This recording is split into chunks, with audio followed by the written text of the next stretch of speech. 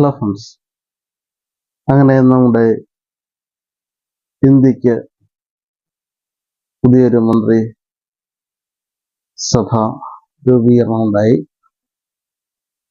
അപ്പോൾ കേരളത്തിൽ നിന്ന് 2 മന്ത്രിമാര്, സുരേഷ് ഗോപി എന്ന് പറഞ്ഞാൽ ശരിയാവില്ല, ശ്രീ ബഹുമാനപ്പെട്ട ഭരത് സുരേഷ് ഗോപി സാർ എന്ന് തന്നെ പറയണം. പിന്നെ ശ്രീ ജോർജ് കുര്യൻസ്. ഇങ്ങനെ 2 കേന്ദ്രമന്ത്രിമാർ കേരളത്തിൽ നിന്ന് നമുക്കുണ്ടായി. നമുക്കറിയാം, സുരേഷ് ഗോപി സാറിന്റെ പല പ്രവർത്തനങ്ങളും തൃശ്ശൂരിന് വേണ്ടി അദ്ദേഹം ചിലവഴിച്ച സമയം ഭയങ്കര ഇമ്പോർട്ടൻ്റ്. എന്ത് ചെയ്തു എന്നതിനേക്കാളുപരി എന്തോരം സമയം, ആ ഒരു അദ്ദേഹത്തിന്റെ വിലപ്പെട്ട സമയം, ജീവിതത്തിന്റെ നല്ലൊരു എമൗണ്ട് സമയം തൃശ്ശൂരിന് വേണ്ടി അദ്ദേഹം ചിലവഴിച്ചിട്ടുണ്ട്.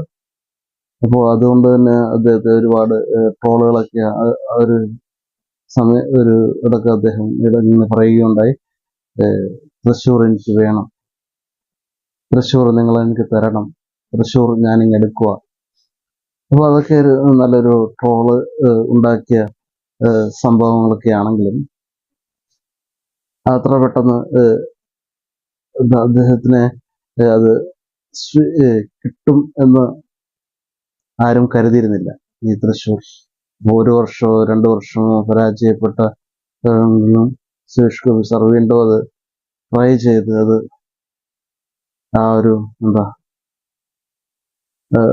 തൃശ്ശൂർ നേടിയെടുക്കുക, അദ്ദേഹം എടുക്കുക തന്നെ ചെയ്തു. അദ്ദേഹത്തിന്റെ കുടുംബങ്ങൾക്കും അത് വലിയൊരു സന്തോഷം. ഇതിനേക്കാളുപരി കേരളത്തിലെ എല്ലാ ജനങ്ങൾക്കും അതൊരു സന്തോഷം കൂടിയാണ്. സിനിമ, അദ്ദേഹത്തിന്റെ പ്രതിനിധീകരിക്കുന്ന സിനിമാ മേഖലയ്ക്കും സന്തോഷം നൽകുന്ന ഒരു കാര്യമാണ്. എന്തുകൊണ്ട് സുരേഷ് ഗോപി സാർ ജയിച്ചു എന്ന് എന്നോട് ചോദിച്ചാൽ എനിക്ക് പറയാനുള്ള ഒരു ഉത്തരം, അദ്ദേഹത്തിന് ഭയങ്കര ദൈവാധീനം, അതായത് ദൈവത്തിന്റെ ഒരു അനുഗ്രഹമുള്ള ഒരു വ്യക്തിയായിരുന്നു അദ്ദേഹം. ദൈവത്തിന്റെ അനുഗ്രഹം, അദ്ദേഹം അന്യമതസ്ഥനോ അല്ലെങ്കിൽ ഹിന്ദു മതത്തിൽപ്പെട്ട ഒരാളാണെങ്കിൽ പോലും ക്രിസ്ത്യൻ ദൈവങ്ങളെ അദ്ദേഹം ബഹുമാനിച്ചു, അദ്ദേഹം വിശ്വസിച്ചിരുന്നു എന്ന് അറിയാമോ എന്ന് എനിക്കറിയില്ല. പക്ഷെ അദ്ദേഹം ബഹുമാനിച്ചിരുന്നു. ആ ബഹുമാനത്തിന്റെ പുറത്താണ് മാതാവിന് ആ ഒരു സ്വർണ്ണ കിരീടം കൊണ്ട് അദ്ദേഹം സമർപ്പിക്കുന്നത്. അത് പിന്നീട് ആളുകൾ അതിനെ എന്ത് ചെയ്താലും വിമർശിക്കാൻ ഒരുപാട് ആളുകളൊക്കെ ഉണ്ട്. അപ്പൊ ഒരുപാട് പേര് അദ്ദേഹം പോയി നേർച്ചക്കഞ്ഞി കഴിച്ചതൊക്കെ വിമർശിച്ച ആളുകളൊക്കെ ഉണ്ട്. അപ്പൊ സ്വർണ്ണ കിരീടം കൊടുത്തതിൽ സ്വർണ്ണമില്ല, പകുതി ചെമ്പാണെന്നൊക്കെ പറഞ്ഞു പറയുകയാണ്. നമ്മൾ ഒരു കാണിക്ക അല്ലെങ്കിൽ ഒരു നേർച്ച ഇതൊക്കെ നേരുമ്പോൾ അതിൽ ഒരു പൊടിക്ക് സ്വർണം മതി, അതിനെ സ്വർണ്ണ കിരീടം എന്നേ പറയും. ഒരു കിരീടത്തിന്റെ ഏതെങ്കിലും ഒരു സൈഡിൽ ഒരു പൊടിക്ക് സ്വർണം വെച്ചാലും അതിന് സ്വർണ്ണ കിരീടം എന്നാണ് നമ്മൾ പറയുന്നത്. അല്ലാതെ ഒരു പൊടിക്ക് സ്വർണ്ണ ചെമ്പ് കിരീടം അങ്ങനെയൊന്നും പറയില്ല. സ്വർണ്ണം ഉണ്ടെങ്കിൽ സ്വർണ്ണ കിരീടം തന്നെയാണ്. അല്ല, എന്തോരം അളവ് സ്വർണ്ണമുണ്ട്, എന്തോരം തൂക്കമുണ്ട്, എന്തോരം ഗ്രാമുണ്ട്, ഇതൊന്നും വിഷയമല്ല. നമുക്ക് എന്ത് കൊടുക്കാൻ പറ്റും, എന്ത് കൊടുക്കാനുള്ള മനസ്സുണ്ട്, അതിലാണ് പ്രാധാന്യം. നമുക്കറിയാം, ബൈബിളിൽ നമുക്ക് കേട്ടിട്ടുള്ളത് വിധവയുടെ കാണിക്ക. വിധവയ്ക്ക് ആ സ്ത്രീക്ക് എന്താണ് ഉണ്ടായിരുന്നത്, അതാണ് അവര് കാണിക്കയായിട്ട് കൊടുത്തത്. അപ്പോ ഇത് കൊടുക്കാനുള്ള മനസ്സ്, പ്രത്യേകിച്ച് ഒരു അന്യമതത്തിൽപ്പെട്ട, സുരേഷ് ഗോപി സാറിന്റെ മതമല്ല, എന്നിരുന്നാൽ പോലും അന്യമതത്തിൽപ്പെട്ട ഒരു വിശ്വാസത്തെ ബഹുമാനിക്കുക, ഒരു കാണിക്ക, ആ ഒരു മാതാവിന്റെ അനുഗ്രഹം ഉണ്ടാകും എന്ന് മനസ്സുകൊണ്ട് വിശ്വസിച്ച ഒരു വ്യക്തി കൂടെയായിരുന്നു. അപ്പോൾ അതിനെ വരെ ട്രോളാൻ അദ്ദേഹം പലപ്പോഴുമായി പറയേണ്ട വീഡിയോസിനെയും പത്രമാധ്യമങ്ങളെയും പള്ളിക്കകത്തേക്ക് ക്ഷണിച്ചില്ല, അവരൊന്നും വരണ്ട എന്നൊക്കെ കരുതിയാണ് അദ്ദേഹം അത് ചെയ്ത്. ആരും അറിയാതെ ചെയ്യുന്ന പ്രവൃത്തിയാണ് നമ്മൾ ദൈവം കാണുന്ന പ്രവൃത്തി. അപ്പോൾ ദൈവാനുഗ്രഹത്തിന്റെ ഒരു ഭാഗമായിട്ടാണ് അദ്ദേഹത്തിന് ഈ ഒരു പദവി ലഭിച്ചതെന്ന് എനിക്ക് കട്ടാൻ സ്ട്രൈറ്റ് ആയിട്ട് പറയാൻ പറ്റും. ദൈവാധീനം എവിടെ പോയാലും പ്രത്യേകിച്ച് മാതാവിന്റെ അനുഗ്രഹം എന്നൊക്കെ പറയുമ്പോൾ അത് വളരെ വലിയൊരു കാര്യം തന്നെയാണ്. നമുക്കറിയാം മറ്റു മതങ്ങളെ ബഹുമാനിക്കേണ്ട ഒരു കാര്യം കൂടിയാണ് ഈ ഒരു ഒരു ഉത്തരവാദിത്വം നമ്മളിലേക്ക് വന്നിരിക്കുകയാണ്. നമുക്ക് ചെറിയ കുട്ടിക്കാലങ്ങളിലൊക്കെ നമ്മൾ ഇന്ന മതത്തിലാണ് ജനിച്ചതെങ്കിൽ ആ മതത്തിന്റെ കാര്യങ്ങൾ പഠിപ്പിക്കുകയും അതിൽ വളർന്നു വലുതാവുകയും ഒരു വലുതായിട്ട് ഒരു ലെവലിൽ എത്തുവാൻ വേണ്ടി കുട്ടികളെ ആ ഭാഗത്ത് മാത്രം ശ്രദ്ധ കേന്ദ്രീകരിച്ച് വളർത്തിക്കൊണ്ടുവരും. അതിനുശേഷം വലുതായ ശേഷം തൻ്റെ മതം പോലെ തന്നെയാണ് മറ്റു മതങ്ങളും എന്ന്, അല്ലെങ്കിൽ അത് ബഹുമാനിക്കണം, മറ്റു മതങ്ങളെ നിന്ദിക്കരുത്, ബഹുമാനിക്കണം എന്നും കൂടി പഠിപ്പിക്കേണ്ടതുണ്ട്. അപ്പൊ അത് പഠിക്കാത്ത ഒരു വലിയൊരു വിഭാഗം നമ്മുടെ ഇടയിൽ വളർന്നു വരുന്നുണ്ട്. മറ്റു മതങ്ങളെ ബഹുമാനിക്കില്ല. എനിക്കൊരു മതമുണ്ട്, അതുപോലെ തന്നെ അയാൾക്കുണ്ട് ഒരു മതം. മതം എന്ന് പറഞ്ഞു കഴിഞ്ഞാൽ അത് നമ്മുടെ മതം എന്ന വാക്കിന്റെ അർത്ഥം എന്ന് പറഞ്ഞാൽ ഒരു അഭിപ്രായം എന്നതാണ്. ഒരു ഒപ്പീനിയൻ. മതം എന്താണ്? ഒരു അഭിപ്രായം. എൻ്റെ അഭിപ്രായമാണത്. അതായത് എൻ്റെ ഒരു ആവശ്യം, എൻ്റെ ഒരു റൈറ്റ്, അല്ലെങ്കിൽ എൻ്റെ ഇഷ്ടം എന്നൊക്കെ പറയാം. അതാണ് ഒരു മതം എന്ന് പറയുന്നത്. അപ്പൊ അത് എനിക്കുള്ളത് പോലെ തന്നെ മറ്റൊരാൾക്കുണ്ട്. അവരുടേതായിട്ടുള്ള അവരുടെ കൺസെപ്റ്റും നമ്മുടെ കൺസെപ്റ്റും തമ്മിൽ വ്യത്യാസം ഉണ്ടാവും. പക്ഷെ അതും എല്ലാ മനുഷ്യന്റെ നന്മയ്ക്കായിട്ടാണ്. ജാതി ഏതായാലും മതം ഏതായാലും മനുഷ്യൻ നന്നായി മതി എന്നൊക്കെ പറയുന്ന നമ്മുടെ ഈ കേരളത്തിൽ മറ്റു മതങ്ങളെ ബഹുമാനിക്കാനുള്ള ആ ഒരു മനസ്സ് നമ്മൾ കാണിക്കേണ്ടതുണ്ട്. അപ്പോൾ അതാണ് ഈ കേരളത്തിന്റെ ഇന്നത്തെ ആവശ്യം. നമുക്കറിയാം യേശുദാസ് സാറിന്, അദ്ദേഹം ഒരു ക്രിസ്ത്യാനായിട്ടാണ് ജനിച്ചതെങ്കിൽ അദ്ദേഹം വളർന്നു വന്നത് ക്രിസ്ത്യാനാക്കിയിട്ട് തന്നെയാണ്. എന്നാലും ഇത് ഒരുപാട് മറ്റു മതങ്ങൾക്ക് വേണ്ടി അദ്ദേഹം പാട്ടുകളൊക്കെ പാടിയിട്ടുണ്ട്. എത്ര നല്ല പാട്ടുകളാണ്. ശബരിമലയിൽ എന്നും വെക്കുന്ന ഹരിവരാസനം. നമ്മുടെ ഈ ഇവിടെയൊക്കെ അടുത്തുള്ള അമ്പലങ്ങളിലൊക്കെ യേശുദാസിന്റെ പാട്ടൊക്കെ ഇപ്പോഴും പ്ലേ ചെയ്യുന്നുണ്ട്. അപ്പൊ അദ്ദേഹം പാടി വെച്ച രീതി അങ്ങനെയാണ്. അത് ആ ഒരു വിശ്വാസത്തെ ബഹുമാനിച്ച് അതിൽ അലിഞ്ഞു ചേർന്നിട്ടാണ് അത് അതിൻ്റെതായിട്ടുള്ള ആ ഒരു എന്താണ് ഇമ്പോർട്ടൻസ്, പ്രാധാന്യം കൊടുത്താണ് പാടിയേക്കുന്നത്. അല്ലാതെ അദ്ദേഹം ക്രിസ്ത്യാനിയാണ്, ക്രിസ്ത്യാനികൾക്ക് മാത്രം നല്ല രീതിയിൽ പാടും, ഹിന്ദുക്കൾക്കൊക്കെ മോശം രീതിയിൽ, അങ്ങനെയല്ല. അങ്ങനെ ആയിരുന്നെങ്കിൽ അദ്ദേഹത്തിന് വളരില്ലായിരുന്നു. അപ്പോൾ ഇന്ന് യേശുദാസ് സാറ് പാടി വെച്ച പാട്ടുകളൊക്കെ ഇന്നും അവര് അത് ആസ്വദിക്കുന്നുണ്ടെങ്കിൽ അദ്ദേഹം ആ ഒരു ചെറുപ്പത്തിലെ പഠിച്ചത് ക്രിസ്ത്യൻ വേദപാഠ ഭാഗങ്ങളൊക്കെ ആണെങ്കിലും വലുതാകുമ്പോൾ അത് മറ്റു മതങ്ങളെ ബഹുമാനിക്കുക എന്നൊരു കൺസെപ്റ്റ് അദ്ദേഹം തിരിച്ചറിയുന്നു. കാരണം നമ്മൾ അങ്ങനെയുള്ള ഒരു സ്ഥലത്താണ് ജീവിക്കുന്നത്. ഇവിടെ സെക്യുലറിസം ഉണ്ട്. എല്ലാ മതങ്ങൾക്കും അവരുടേതായിട്ടുള്ള റൈറ്റ്സും കാര്യങ്ങളൊക്കെ ഉള്ള ഒരു രാജ്യത്താണ് നമ്മൾ താമസിക്കുന്നത്, നമ്മൾ ജീവിക്കുന്നത്. അപ്പോൾ നമ്മൾ ഒരുമാതിരി എന്താണ്, ഇന്ന രാജ്യം ഇന്ന മതം മാത്രം ഇവിടെ മതി, മറ്റു മതങ്ങൾ ഞങ്ങൾക്ക് കീഴിലാണ്, അങ്ങനെയൊന്നുമില്ല. എല്ലാ മതങ്ങളും ഈക്വൽ ആണ് എന്നുള്ളൊരു കാര്യം വരും തലമുറയും പഠിപ്പിക്കണം. എല്ലാ മതത്തിലൂടെയും നമുക്ക് വേണ്ടത് രക്ഷയാണ്. രക്ഷയിലേക്ക് നമുക്ക് എത്താൻ എല്ലാ മതങ്ങളും അവരുടേതായിട്ടുള്ള രീതിയിൽ പഠിപ്പിക്കുന്നുണ്ട്. ക്രിസ്ത്യാനികൾ പഠിപ്പിക്കുന്ന ദൈവം യേശുക്രിസ്തു ഏക രക്ഷകനാണെന്നാണ്. യേശുക്രിസ്തുവിലൂടെ രക്ഷ പ്രാപിക്കും എന്ന് പറയുമ്പോൾ ക്രിസ്ത്യാനി അതാണ് വിശ്വസിക്കേണ്ടത്. മറ്റു മതങ്ങൾക്ക് അവരുടേതായ വിശ്വാസമുണ്ട്. പക്ഷെ അവരോട് നമ്മൾ കത്തി കാണിച്ച് യേശുക്രിസ്തു വിശ്വസിച്ചില്ലേ പണ്ടാരടങ്ങി പോകും എന്ന് നമുക്ക് പറയാൻ പറ്റുകയില്ല. കാരണം അവർക്ക് അവരുടേതായിട്ടുള്ള രീതിയാണ് അവർ ആഗ്രഹിക്കുന്നത്. അവരുടെ വിശ്വാസം അവർ രക്ഷിക്കട്ടെ എന്നാണ് കർത്താവ് തന്നെ പറയുന്നത്. എന്റെ വിശ്വാസം അതിനെ രക്ഷിക്കട്ടെ. യേശുക്രിസ്തു ഏക രക്ഷകനാണ് എന്നുള്ളത് അവിടെ നിൽക്കട്ടെ, പക്ഷെ നിന്റെ വിശ്വാസം ഒന്നും എന്നെ രക്ഷിക്കട്ടെ.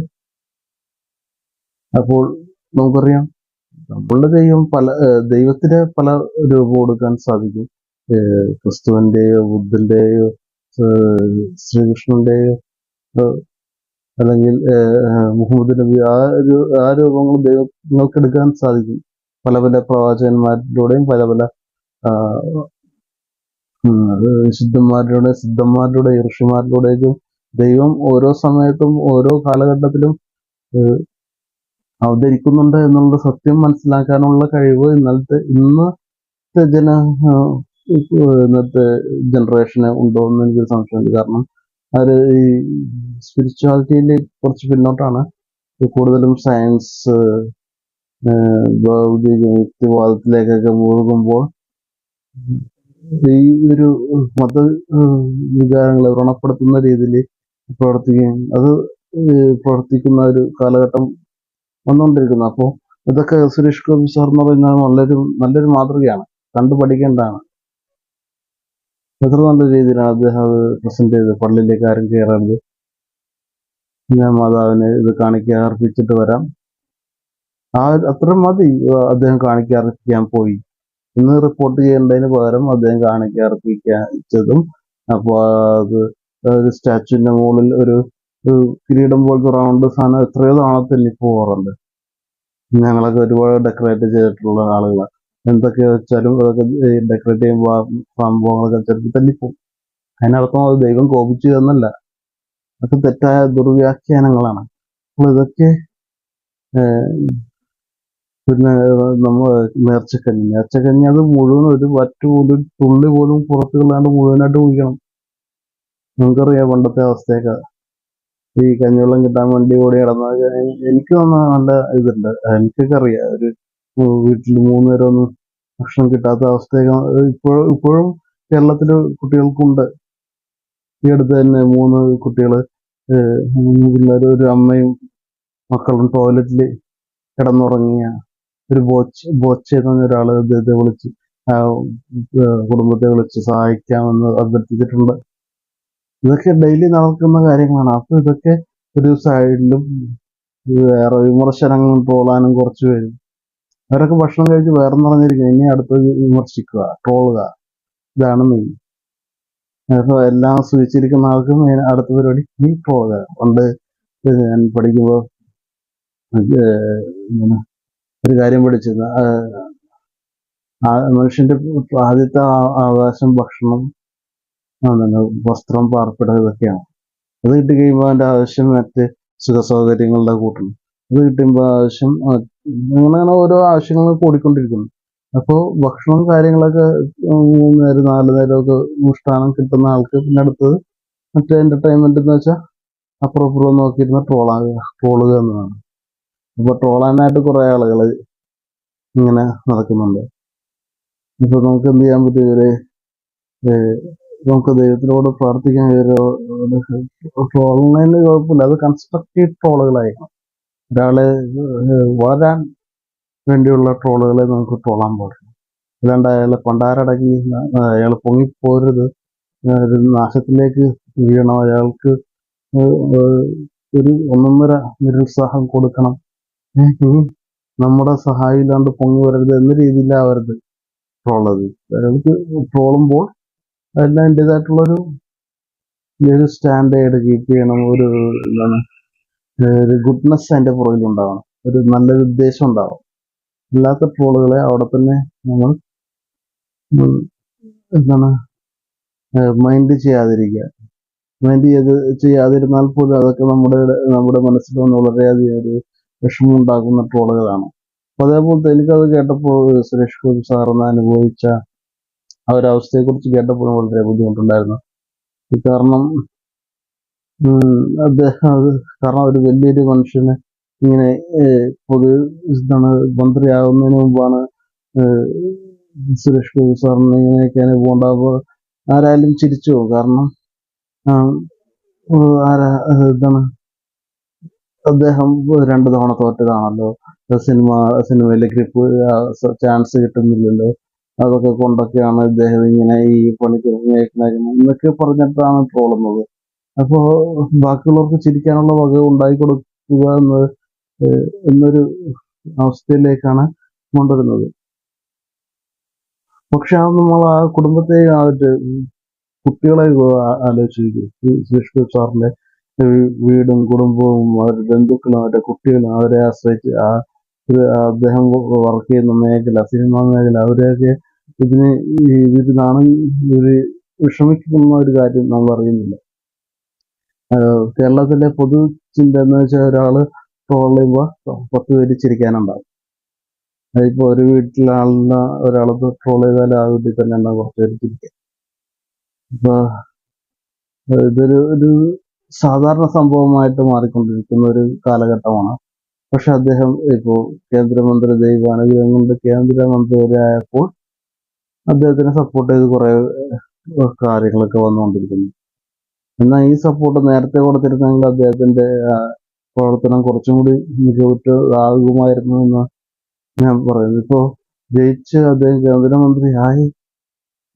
അതിനുശേഷം എന്താണ് നല്ല നല്ല പ്രോത്സാഹനം കൊടുക്കുന്ന വീഡിയോസും നല്ല പ്രവർത്തനങ്ങളുടെ വീഡിയോസൊക്കെ ഇട്ട് അദ്ദേഹത്തെ പുഷ്ടിപ്പെടുത്തിയിട്ട് കാര്യമില്ല. ഇതിനു മുമ്പേ ചെയ്തിരുന്നെങ്കിൽ അദ്ദേഹം പണ്ടേ മന്ത്രിയായിരുന്നാണ്. അദ്ദേഹം തോൽക്കില്ലായിരുന്നു. ആദ്യമേ തന്നെ ചെയ്തിരുന്നു. ഇപ്പൊ ഒരാൾ ഒരു വഴിക്ക് ഇറങ്ങിത്തിരിക്കുമ്പോൾ മാക്സിമം അയാളെ തഴയുക എന്നതിനേക്കാൾ ഉപരി അയാളെ സപ്പോർട്ട് ചെയ്യും. കാരണം ആ ഒരു ഉദ്ദേശം വെച്ച് വേറെ അധികം ആരും ഇറങ്ങിയിട്ടില്ല എന്നാലേക്ക്. നമുക്ക് കോമ്പറ്റീഷൻ എല്ലായിടത്തും ഉണ്ട്, എല്ലാ മേഖലകളിലും ഉണ്ട്. പക്ഷെ കമ്പീറ്റ് ചെയ്യുമ്പോൾ, മത്സരിക്കുമ്പോൾ അത് ഒരു ആരോഗ്യപരമായിട്ടുള്ള മത്സരമായിരിക്കണം. പരസ്പരം താറടിച്ച് പല്ലിന്റെ കുത്തി ഉണപ്പിക്കുന്ന രീതിയിലുള്ള മത്സരങ്ങൾ ഒഴിവാക്കുക. അതാണ് എല്ലാവർക്കും നല്ലത്. അങ്ങനെയൊക്കെയാണെങ്കിൽ നമ്മളൊക്കെ എവിടേക്ക് എത്തിച്ചേരണ്ടായിരുന്നു.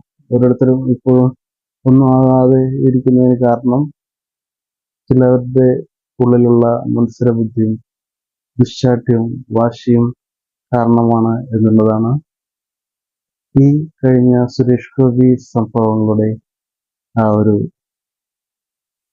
ഉദാഹരണം വ്യക്തമാക്കുന്നത്. അപ്പോൾ എല്ലാവർക്കും ശുഭം.